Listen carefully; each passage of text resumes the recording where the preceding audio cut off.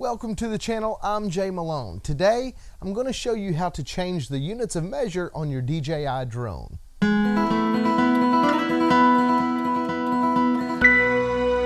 If this is your first time to the channel and you enjoy photography, drones, technology, and other related things, then start off by hitting that subscribe button. When you do, tap the little bell icon next to it. That way you won't miss anything. Today's video is super simple. A lot of you probably already know this, but I had a question the other day asking me how to change the units of measure on your drone from the metric system to the imperial system that we use here in the United States. So let's jump over to the settings and I'll show you how it's done.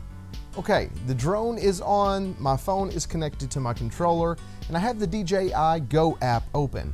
And once you have that open, you can see your video feed there, and I am standing here recording this video, but you'll see the three dots in the upper right hand corner of your DJI app.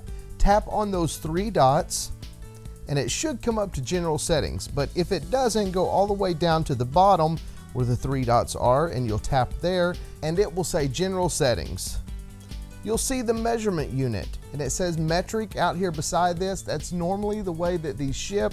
So if you'll tap on that, you'll see imperial right there. So tap on imperial on the top one, tap the X in the right hand corner to close it, and there you have it. You've changed it from metric to imperial settings that easy. As I promised, the video was quick and simple. I just wanted to address that question that somebody had presented to me, so I figured I would share it with you. If you want to see a video of how I set up my gimbal settings, click on that card in the upper left hand corner of this video and you will see how I set up my gimbal settings to achieve some really cinematic looking drone footage.